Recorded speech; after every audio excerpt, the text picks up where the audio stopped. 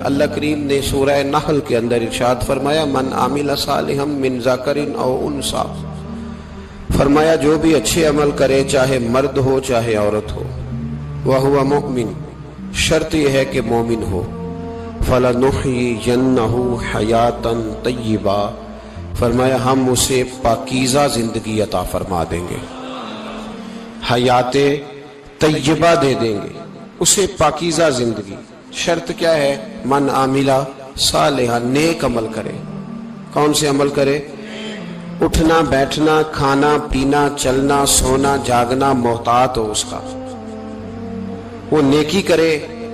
قرآن پاک کے لفظوں کے حسن پر غور فرمائیے گا، فرمایا فَلَنُحْيِيَنَّهُ حَيَاتًا طَيِّبَةً، ہم ضرور اسے پاکیزہ زندگی عطا فرما دیں گے، صاف ستھری زندگی، معیاری زندگی، خوبصورت شب و روز، آئیڈیل زندگی جس کو لوگ کہیں گے، وہ والی زندگی اسے دیں گے۔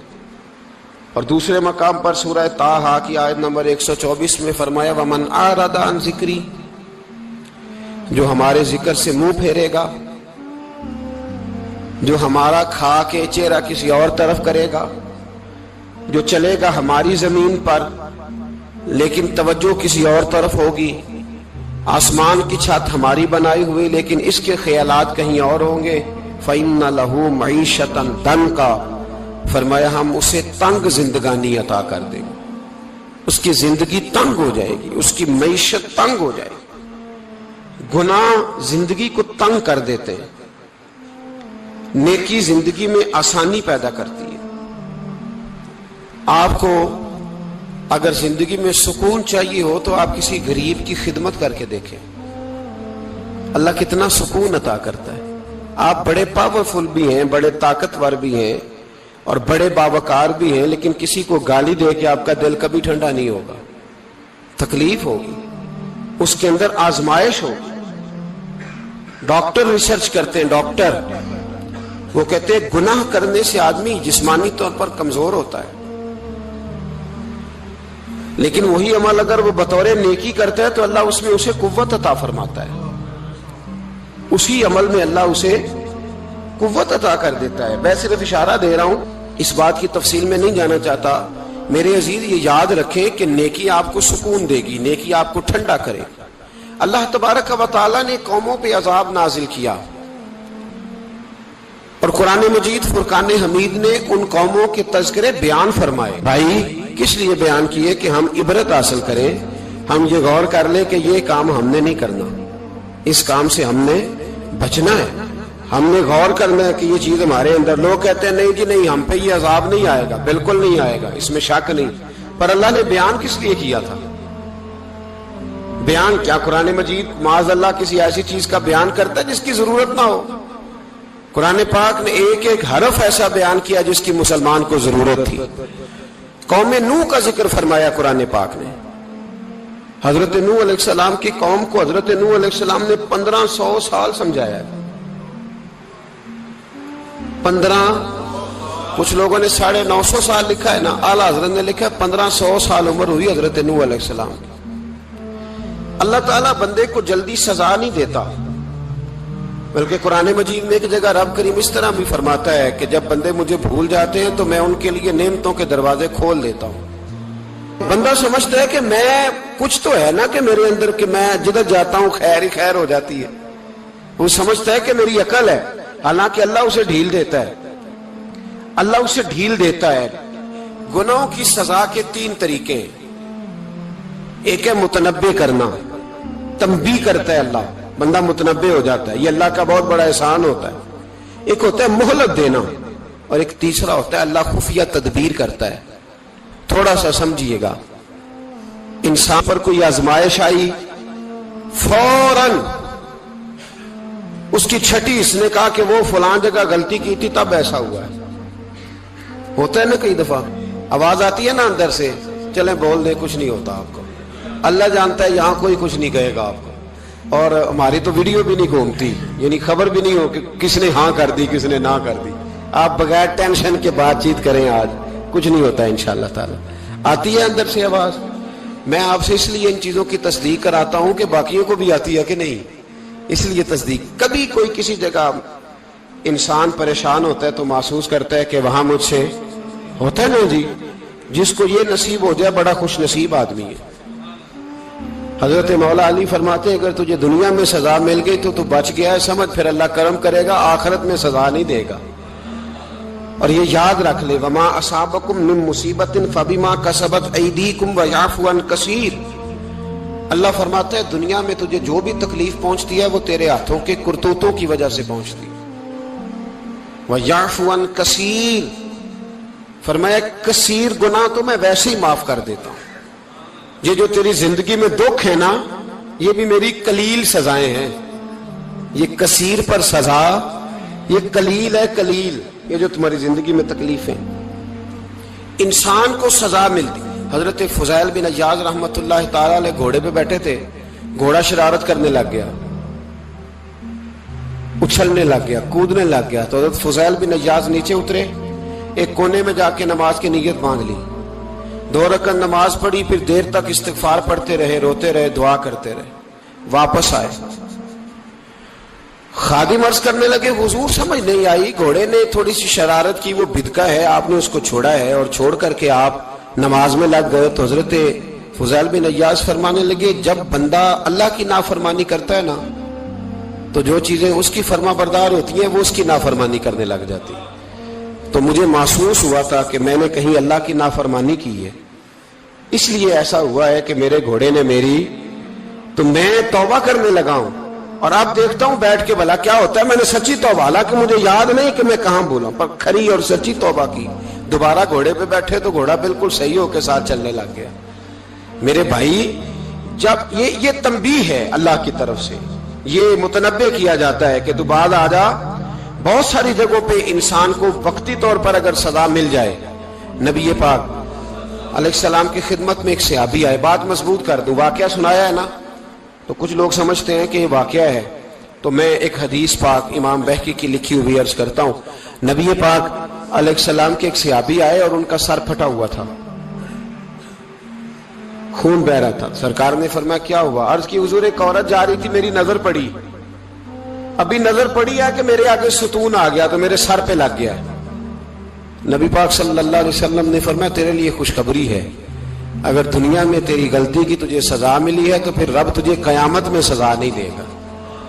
پھر اللہ قیامت میں سزا, بعض گناہ ایسے ہیں جن کی یہاں بھی سزا ملے گی اور وہاں بھی ملے, لیکن میرے بھائی پہلی بات یہ ہے کہ اللہ تعالیٰ اس غلطی کی یہی سزا دے لے اور دعا فرمائے اللہ تبارک و تعالیٰ یہاں بھی معافی عطا فرمائے, وہاں بھی معافی عطا فرمائے, اللہ درگزر ہی فرمائے. لیکن میرے بھائی ایک تو یہ سزا, ایک سزا یہ ہوتی ہے کہ انسان جب گناہ کرنے لگتا ہے تو اللہ نعمتوں کے دروازے کھولتا ہے, مہلت دیتا ہے. 500 سال تک فرعون کو مہلت دی. کتنے؟ یہاں جو 5 سال حکومت کر لیتا ہے وہ کہتا ہے سب سے قابل میں ہی ہوں, مجھے مہلت جو ملی ہوئی ہے. 500 سال مہلت دی اللہ تعالیٰ نے. اور فرعون کی قوم پر پتہ عذاب کس طرح کے آئے تھے؟ ٹڈیاں مسلط کر دی اللہ نے. یہ گھومتی نہیں چھوٹی سی, ہم اپنی زبان میں اس کو کچھ لوگ مختلف ناموں سے یاد کرتے ہیں, کوئی مکڑی کہتا ہے, کوئی کچھ کہتا ہے. مسلط کر دی, جاتی نہیں. ان پر بنی اسرائیل کے ان مقابل جو فرعون کی قوم تھی ان پر الزام اس طرح کا عذاب آیا کہ مینڈک مسلط کر دی اللہ تعالیٰ. برتن کھولتے تھے اندر مینڈک نکلتا تھا, دنیا کی ہر دوائی استعمال کرتے تھے لیکن مینڈک نکل آتا تھا. تھوڑا سا سمجھا کریں چیزوں کو. ہمارے رنگ نہیں زیادہ گورے کہ ہم پر عذاب نہیں آتا. کوئی بہت زیادہ اللہ تعالیٰ معاف فرمائے دولت نہیں جمع کرا بیٹھے شاہی خزانے میں کہ ہم سے پوچھا نہیں جائے گا. یہ مہلت ہے, مہلت کو مہلت سمجھو. پھر جب پکڑ آتی ہے نا اللہ کریم کی, میں نے دیکھا ہے کروڑوں روپیہ, 6 اولادیں. ایک شخص کے بچے باہر سے آ رہے تھے, وہ بندہ بیمار تھا, مجھے کہنے لگا حضرت جی دعا کریں میں ان کے آنے سے پہلے مر جاؤں ورنہ آ کے مجھے مار دیں گے, دعا کریں. اتنی بے سکونی, کروڑوں روپیہ پڑا ہے تو یہ عذاب نہیں؟ کوئی ضروری ہے کہ پتھر ہی برسیں گے تو سمجھ آئے گی؟ یہ جو سگا بیٹا بوڑھے باپ کے قریب سے گزر جاتا ہے, سلام نہیں لیتا تو اس کو عذاب نہیں سمجھتے؟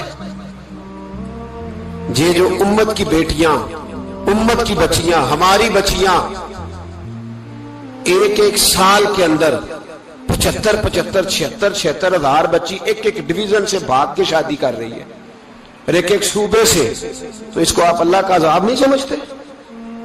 یہ معمولی بات ہے؟ نہیں ہمارے رنگ ہو رہے ہیں، ہم بڑے سمارٹ ہیں۔ 1500 سال مہلت دی نوح علیہ السلام کی قوم کو۔ کتنے سال؟ بول کے بتائیے، بول کے دوبارہ بولیے۔ 1500 سال۔ کوئی آدمی اپنی سمارٹنس پہ خوش نہ ہو جائے کہ 20 سال ہو گئے، میں تو نافرمانی بھی کر رہا ہوں، روٹی بھی پک رہی ہے، میں تو حرام بھی کھا رہا ہوں، پھر بھی سب ٹھیک ہے۔ 1500 سال مہلت دی۔ پھر حضرت نوح کہنے لگے اللہ میں نے تو بڑا سمجھایا، نہیں باز آتے۔ تو رب کریم نے فرمایا کشتی بناؤ۔ اللہ کے پیغمبر کشتی بنانے لگے تو قوم مذاق اڑانے لگ گئی۔ اب کیا کرنے لگے ہو؟ اب کشتی بنانے لگے ہو، خیر تو ہے، قوم مذاق اڑا رہی ہے حضرت نوح علیہ السلام کا۔ آپ نے کشتی بنائی، پانی کہاں سے نکلا؟ نہ بارشیں ہوئی، نہ سیلاب آئے، ایک تندور تھا، اس کے اندر سے پانی نکلنا شروع ہو گیا۔ کبھی تندور سے بھی پانی نکلا ہے، پر جب نکالنے والا چاہتا ہے تو وہاں سے بھی ایک تندور سے پانی نکلا۔ اتنا نکلا، اتنا نکلا، اتنا نکلا کہ قوم ساری ڈوب گئی۔ قرآن مجید کے صفحات شہادت دیں گے کہ حضرت نوح کی قوم کا بچہ بہ گیا، بچے صرف وہ تھے جو حضرت نوح کے ساتھ ہو گئے، تباہ ہو گئی۔ اللہ بے نیاز ہے، بے نیاز۔ 1500 سال مہلت ملے اور تو پھر بھی کہے رب بڑا کریم ہے، معاف کر دے گا۔ 1500 سال تجھے گنجائش دے اور تو کہے کوئی نہیں، بات معافی ملنی چاہیے ابھی بھی۔ میرے بھائی، حضرت صالح علیہ السلام کی قوم، حضرت صالح نے تبلیغ شروع کی تو کہنے لگے پہلے معجزہ دکھاؤ۔ جی آج تو نہیں لوگ معجزے مانگتے،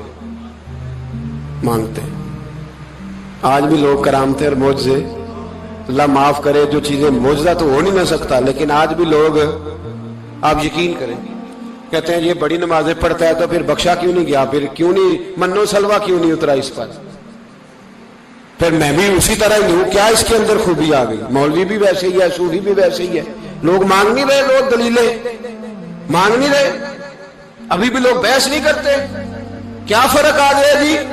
ویسے ہی ہیں سارے۔ اللہ تعالیٰ سے ڈرنا چاہیے، ہمیں سامنے والے کی طرف دیکھ کر صحیح ہونے کا حکم نہیں ہے، ہمیں اپنی اصلاح کا حکم ہے، اپنی طرف دیکھ کے اپنے آپ کو ٹھیک کرنے کا۔ الزام لگا کے گزر جانا، اس کا کوئی مطلب سنو اور یاد رکھو۔ حضرت صالح علیہ السلام سے کہنے لگے پہلے معجزہ دکھائیں، تو حضرت صالح علیہ السلام نے فرمایا اونٹ کہاں سے پیدا ہوتے ہیں؟ کہا اونٹنی کے بطن سے۔ فرمایا آؤ میں تمہیں پہاڑ کے اندر سے اونٹنی پیدا کر کے دکھاتا ہوں۔ کہاں سے؟ پہاڑ کے اندر سے۔ حضرت نوح ساتھ لے کے گئے تو پہاڑ کے اندر سے اونٹنی نکلی، اور اونٹنی بھی گابن تھی، اس کے پیٹ میں بچہ، اور اونٹنی اتنا دودھ دیتی تھی کہ ساری بستی دودھ پی جاتی تھی، پھر بھی دودھ بچ جایا کرتا تھا۔ لیکن حضرت نوح علیہ السلام نے فرمایا اب تم نے دیکھ تو لیا یہ اسے، یہ جتنا دودھ دے گی روٹی بھی اتنی کھائے گی، ایک دن تم سارے پانی پیو گے، ایک دن یہ سارا پانی پیا کرے گی، ایک دن تم سارے باقی جانوروں کو گھاس کھلاؤ گے، ایک دن یہ اونٹنی، اور اونٹنی کا نام کیا؟ ناقۃ اللہ، اللہ کی اونٹنی۔ کس کی اونٹنی؟ نام کیا ہے؟ اللہ کی، یہ اللہ کی اونٹنی ہے۔ تو حضرت نوح علیہ السلام کی اونٹنی، فرمایا اس کی بے ادبی نہ کرنا۔ باز نہیں آئے لوگ، باز نہیں آئے، کہنے لگا جی دودھ دینا تو ٹھیک ہے، پر یہ جو سارا پانی پی جاتی ہے نا یہ صحیح نہیں، یہ جو ساری گھاس کھا جاتی ہے یہ نہیں ٹھیک، دودھ دینا تو ٹھیک ہے پر یہ نہیں صحیح۔ آپ نے فرمایا اسے کچھ نہ کہنا، اللہ کی اونٹنی ہے۔ میں کہا کرتا ہوں ان لوگوں نے ناقۃ اللہ کی بے ادبی کی، حضرت نوح علیہ السلام کی اونٹنی کی ٹانگیں کاٹ دی، صالح علیہ السلام کی۔ اور دیکھو اللہ بڑا بے نیاز ہے، اگر پیدا کرنا جانتا ہے تو حفاظت کرنی نہیں جانتا، لیکن رب کریم نے فرمایا نہ کرنا۔ انہوں نے ان کے پیر کاٹ دیے، کانوں پہ چھریاں لگائیں۔ اونٹنی جب مر گئی، اونٹنی اللہ تبارک و تعالیٰ کی وہ اونٹنی جب مر گئی تو حضرت صالح علیہ السلام کی قوم پر رب کریم نے زلزلہ بھیجا۔ اذا زلزلت الارض زلزالہا، جب زلزلے آئیں گے اور جب ان کا زلزلہ آنا زلزلہ آتا ہے نا، کیا کرتی ہے قوم؟ لا الہ الا اللہ، لا الہ الا اللہ، کلمے جاری ہو جاتے۔ بلکہ ایک دفعہ ایسا بھی ہوا کہ مسجدوں میں اعلان ہونے لگے زلزلہ آ رہا ہے، جو فجر کے لیے نہیں اٹھے زلزلے کے لیے وہ بھی اٹھ گئے، جن کا دعویٰ ہے نا میری سویرے آنکھ نہیں کھلتی، ان کی لگی نہیں کتنے گھنٹے، بعد میں بھی نہیں لگی، ٹی وی پہ اعلان ہوتے رہے کوئی نہیں آ رہا، سو جاؤ چپ کر کے، لیکن آنکھ لگی۔ موت سے تو ڈرتا ہے، اللہ سے ڈرتا ہی نہیں، موت کا خوف ہے رب کا نہیں۔ زلزلہ آیا، ساری قوم تباہ ہو گئی۔ بتاؤ اگر ناقت اللہ کی گستاخی ہو تو اللہ ناراض ہو جاتا ہے، اور اگر اولیاء اللہ کی ہو، اگر اولیاء اللہ کی ہو تو رب ناراض نہیں ہوتا؟ شرم نہیں آتی لوگوں کو داتا صاحب کی بے ادبی کرتے، شرم نہیں آتی لوگوں کو غوث اعظم کی گستاخی کرتے، حیا نہیں آتی جنہوں نے دین پھیلایا ان کی بے ادبی؟ میں درد سے کہتا ہوں، رو کے کہتا ہوں، اور اگر کلیجہ پھٹ سکے تو میں دکھاؤں زخم کتنے۔ ایک حج کے موقع پر ایک بابا جی، اس سال 4,80,000 روپے کا پرائیویٹ حج تھا، اور بابا جی کی کیفیت کمزور تھی، بیچارے بیمار تھے، اس کے باوجود وہ گئے۔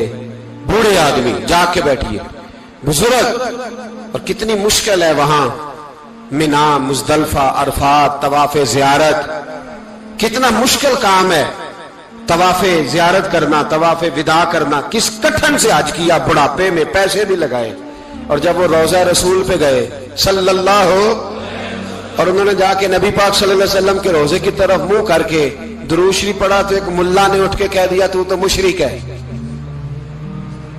تو میری روح کانپی، میں نے کہا تجھے شرم نہیں آئی، حیا نہیں آئی؟ اس کی عمر دیکھ، کس بڑھاپے میں کہاں سے چلا، کہاں آیا۔ یہ مشرک ہوتا تو کسی مندر میں جاتا، یہ مشرک ہوتا تو کسی گرجے میں جاتا، یہ مشرک نہیں، یہ مومن ہے، اور یہ وہ والا مومن ہے جس کے سینے میں دل جب دھڑکتا ہے تو خالی دھڑکتا نہیں، ساتھ وہ محمد عربی پہ درود و سلام بھی پڑھتا ہے۔ شرم نہیں آتی لوگوں کو؟ اتنی بڑی گستاخی کرتے ہیں۔ جو روضہ رسول پہ آیا مشرک ہے۔ میں نے تو ایک مولوی کو صاف صاف کہا تھا، میں نے کہا اگر میں مشرک ہوں تو نکالو، مشرک کا داخلہ تو یہاں ویسے ہی منع ہے۔ شرم نہیں آتی؟ اپنی زبان کا ایک پاس کرو کچھ۔ اتنا ظلم، اتنی بڑی فرقہ واریت امت میں، اتنا امت کو تقسیم کرتے ہو، تمہیں شرم نہیں آتی؟ جہاں سے اتحاد کا پیغام دینا چاہیے وہاں سے تم لوگوں کو فرقے کا پیغام دیتے ہو، ایک مقصود فرقے کی تبلیغ کرتے ہو۔ خدا را، تو میں کہہ رہا ہوں ناقت اللہ کی بے ادبی پہ عذاب آتا ہے تو اولیاء اللہ کی بے ادبی میں نہیں آتا؟ داتا صاحب ساری دن کی تبلیغ کرتے رہے، ایک آدمی نے اٹھ کے کہہ دیا جناب وہ تو شرک کا اڈا ہے، تو رب کریم ناراض نہیں ہوتا ان باتوں سے؟ ہمیں خیال کرنا چاہیے، اللہ سے ڈرنا چاہیے، ان چیزوں سے عذاب آتا ہے اور آ رہا ہے۔ اللہ تعالی ہمیں محفوظ فرمائے۔ اللہ ہمیں اس سے، قوم لوط پہ بھی عذاب آیا،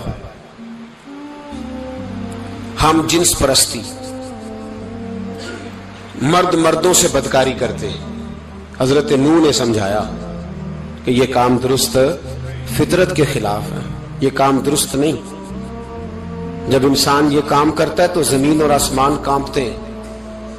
اب میں کیسے کھول کے بتاؤں، میرے پاس اعداد و شمار ہیں کہ پاکستان کے اندر اس کام کی کیفیت کیا ہے، اور کس طرح کر کے لوگ، میں تو رونا روتا رہتا ہوں داڑھی کا۔ لوگ کئی دفعہ کہتے ہیں حضرت صاحب پہلے بھی آئے تھے تو داڑھی کی بات، پھر بھی آئے تو داڑھی کی بات، تو میں رونا روتا ہوں۔ اس لیے روتا ہوں کہ جو کلین شیو نوجوان ہوتا ہے وہ امرد کے حکم میں ہے، اس پر وہی حکم لگتا ہے جو عورت پہ لگتا ہے، اس کے ساتھ مرد کا اٹھنا بیٹھنا اسی طرح ناجائز ہے جس طرح عورت کے ساتھ۔ حضرت جنید بغدادی رحمت اللہ تعالیٰ علیہ کے سامنے ایک شخص نے کہا وہ کتنا خوبصورت نوجوان جا رہا ہے، تو آپ فرمانے لگے تو حافظ قرآن نہیں؟ کہا ہاں۔ فرمانے لگے جا اپنے حفظ کی خیر بنا۔ وہ شخص کہتا ہے میں نے اس بغیر داڑھی والے کلین شیو نوجوان کو بری نظر سے دیکھا، مجھے قرآن پاک ہی بھول گیا، سارا قرآن پاک بھول گیا۔ اور کتنے سال میں دعائیں کرتا رہا، بیت اللہ کے طواف کرتا رہا، میں یاد بھی کرتا تو نہیں ہوتا۔ کیسے؟ اب تو ہمارا نعت کہاں بیوٹی پارلر سے ہو کے آتا ہے، ہم کسی اور کو کیا پیغام ہے؟ وہ پیغام، وہ نظام، وہ طریقہ کار جس کا حکم تھا شریعت میں، قوم لوط پر عذاب آیا۔ صحیح بیٹھتے ہوں گے بچے جو موٹر سائیکلوں پہ بیٹھتے ہیں، میں نے گجرانوالہ کی سڑکوں پہ بچوں کو، نوجوانوں کو جو تماشے کرتے سرے عام دیکھا ہے تو مجھے ڈر لگتا ہے۔ اور کوئی روکنے والا نہیں، شغل ہو رہا ہے، ہنس رہے ہیں، اور سامنے عورتیں بھی ہیں، سب ہو رہا ہے۔ کتنی تکلیف کی بات۔ حضرت نوح کی قوم یہ کام کرتی تھی، قرآن پاک نے بیان کیا ہے۔ حضرت نوح نے سمجھایا، فرمایا رب کریم نے تمہیں اپنی خواہش پوری کرنے کے لیے جائز طریقہ عطا فرمایا، عورتوں سے نکاح کرو، اور اس نکاح کی برکت سے جو اللہ تمہیں اولاد دے گا اس کو اللہ تبارک و تعالیٰ تمہارے لیے باعث بخشش بھی فرمائے گا۔ لیکن جب قوم نہ مانی تو جو قوم میں لوط کا عمل کرے اس کا علاج قرآن نے بیان فرمایا کہ آسمان سے پتھر برسیں گے، پھر پتھر برسے، اور جن کے بڑے بڑے اچھے دماغ تھے ان کے دماغ چکنا چور کر دیے گئے، تباہ کر دیے گئے، ان کے دماغ زمین پر بچھاڑ دیا گیا۔ اللہ مہلت دیتا ہے، لیکن اس کا مطلب یہ نہیں کہ انسان توبہ ہی نہ کرے۔ حضرت شعیب علیہ السلام کی قوم پر بھی عذاب آیا، اس لیے کہ بددیانتی کرتی تھی، ناپ تول میں کمی کرتی تھی۔ میں نے کہا تھا شب قدر کی رات کہ یہ کوئی تماشا ہے کہ شب رات آئی تو ساری رات روتے رہے، یا اللہ معاف کر دے، یا اللہ معاف کر دے، رو رو کے چیخے مار مار روئے۔ شب قدر آئی تو پھر چیخے ماری، ساری رات روئے۔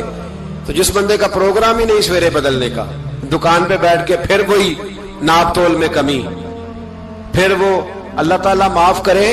میں ایک مضمون پڑھ رہا تھا تو وہ فوڈ کے اسپیشل لوگ تمہیں لکھا تھا مہربانی کرو ملاوٹ ہی اچھی چیز کی کر لو، مرچ میں کیری تو نہ ملاؤ اینٹوں کی، وہ تو بیمار کرتی ہے، وہ تو خون کی آنتوں کو روک دیتی ہے۔ وہ کہنے لگا، اور وہ کہتا میں تمہیں بتاتا ہوں کون کون سی چیز ملائی جا سکتی ہے، وہ ملا لو۔ خدا را اس قوم پہ رحم کرو، مہربانی۔ ایک دوست ہے ہمارے، میں وزیر آباد میں ان کے گھر بیٹھا تھا تو ایک میڈیکل، میرا کسی شخص پہ اعتراض کرنے کا میں مجموعی بات کرتا ہوں۔ میں ایسے ڈاکٹروں کو جانتا ہوں جو اللہ تعالیٰ فضل کرے سچ مچ کے نیک ہیں، اچھے لوگ۔ تو بچے کا میڈیکل سٹور ہے، تو والد بیمار ہو گیا، تو کہتا ہے ابا جی ڈاکٹر صاحب نے کہا آپ کو ڈرپ لگنی ہے، تو سگے باپ کو ڈرپ لگانے لگا۔ تو باپ کیا کہتا ہے پتر تیری مہربانی، مینوں کوئی اصلی لائی، وہ نہ لائیں جڑی لوکاں نو لانا ہے۔ اب وہ پیار سے سنا رہا ہے بات۔ میں نے اسے کہا کہ یہ تو ڈوب مرنے کا مقام ہے نا، ڈوب مرنے کا مقام، کہ جس ملک کے اندر دوائی بھی صحیح نہ بکے، اصلی نہ ملے دوائی بھی، اور پھر وہ قوم کہے کہ ہم نے تو پورے روزے رکھے، ہم نے تو بڑا صدقہ اور خیرات کیا، دوائی بھی اصل نہ ملے۔ جناب شعیب علیہ السلام کی قوم ناپ تول میں کمی کرتی تھی، تو اللہ تبارک و تعالیٰ نے ان پر بتا عذاب کس طرح کا بھیجا، شدید گرمی ہوئی۔ اللہ ہمیں محفوظ فرمائے، سارے آمین کہہ دیا۔ دیکھیں کتنا اچھا موسم کر دیا رب کریم، اللہ ہمیں محفوظ فرمائے، اللہ رحمت فرمائے۔ شدید گرمی کی لہر آئی، باہر اتنی گرمی ہوئی کہ لوگ اپنے گھروں میں گھس گئے۔ جس طرح سورج کی شعائیں گھروں کے اندر داخل ہو جاتی، اس طرح گرمی کی لہر اندر داخل ہوئی، اور جس طرح کسی کو آگ لگ جائے تو وہ آدمی اچھلتا کودتا ہے نا، اس طرح یہ لوگ اچھلنے لگے اور اچھل کود کے مر گئے۔ جرم کیا تھا؟ ناپ تول میں کمی کرتے۔ حضرت داؤد کی قوم بھی تباہ ہوئی، جرم کیا تھا؟ ہفتے والے دن مچھلیاں نہیں پکڑنی تو یہ پکڑتے تھے۔ حکم ہے نا مسلمان کو نماز کے ٹائم کوئی اور کام نہیں کرنا، نماز پڑھنی ہے۔ میرا خیال ہے مسلمان تو فٹافٹ آ جاتے ہیں، سارے ہی پہنچ جاتے ہیں نا مسجدوں میں۔ ہلکا ہلکا بول رہے ہیں آپ، کیوں نہیں پہنچتے؟ اگر حضرت سیدنا، اور پتہ انہیں سزا کیا ملی؟ اللہ نے فرمایا اس ٹائم عبادت کر، میرے کام نہیں کرنا، وقت نہیں ہے کام کا۔ انہوں نے مچھلیاں پکڑی، 12,000 لوگ تھے، پتہ ہے مالک نے سزا کیا دی؟ بندر بنا دیا اللہ کریم۔ قرآن مجید کا پہلا سپارہ پڑھے، فَجَعَلْنَاهَا نَكَالًا لِمَا بَيْنَ يَدَيْهَا وَمَا خَلْفَهَا۔ اللہ فرماتے ہیں پچھلوں کے لیے بھی عبرت بنا دیا، بعد والوں کے لیے بھی عبرت، نشان عبرت بنا دیا۔ بندر بن گئے، اور جو ان کے دوست جو بچ گئے تھے ان کے پیر چومتے تھے، روتے تھے۔ 3 دن بندر بن کے زندہ رہے، پھر اللہ نے سب کو اجتماعی موت دے دی۔ اگر مسلمان سے اللہ کہے کہ نماز کے ٹائم کاروبار نہیں، جمعے کے ٹائم کاروبار، تو مسلمان کہتا ہے نہیں مجھے مہلت ملی ہوئی ہے۔ یہ تو اس وقت پتہ چلتا ہے نا جب بچے ڈیوٹی لگاتے، ہاں ہاں ہاں عذاب آتا ہے، اس وقت پتہ چلتا ہے۔ میں نے دیکھا یہ منظر، اس وقت پتہ چلتا ہے جب بچے کسی ملازم 6,000 کے کی ڈیوٹی لگاتے، کہتے ہیں ابے کا دھیان رکھنا، ہم دکان پہ بیٹھنے لگے۔ پھر اسے سمجھ آتی ہے اگر میں نماز کے ٹائم مسجد میں ہوتا تو آج میری اولاد میری خدمت میں ہوتی. میں نماز کے ٹائم مسجد نہیں گیا تو بچوں نے 6,000 کا ملازم بٹھایا ہے, ابا جی کا خیال رکھ, ایک نرس بلائی ہے, تو خیال رکھ. کدھر ہوتے ہیں مسلمان نماز کے ٹائم؟ ایک عیسائی نے اعتراض کیا ہے, سنیں, وہ کہتا ہے مجھے لگتا ہے مسلمانوں کے 3 خدا ہیں. مسلمان اڑ گیا, کہنے لگا نہیں ہمارا تو ایک ہے. کہا نہیں 3 ہے. معاذ اللہ استغفر اللہ, ہمارا ایک ہے. کہنے لگا نہیں میں ثابت کرتا ہوں, ایک تمہارا خدا 5 نمازوں کا ہے, ایک رمضان کا ہے, ایک عید کا ہے. لگتا ہے معاذ اللہ عید والا زیادہ تگڑا ہے, تم زیادہ آتے ہو. رمضان والا لگتا ہے اس سے کچھ کمزور ہے, تم تھوڑے آتے ہو. اور 5 نمازوں والا شاید سب سے کمزور ہے. بات عقل کی ہے کہ نہیں؟ اس نے اعتراض ٹھیک کیا. تو مسلمان کو چاہیے نا خیال کرے.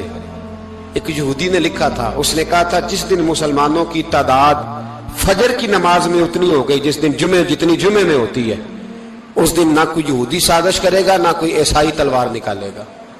شرط یہ ہے کہ یہ اسی طرح فجر پڑھنے آئے جس طرح جمعہ پڑھنے آتے ہیں. تو پھر کوئی شخص بھی ان کو کسی جگہ شکست دے سکتا تو اپنے ہمارے گناہ ہمیں پریشان کرتے ہیں.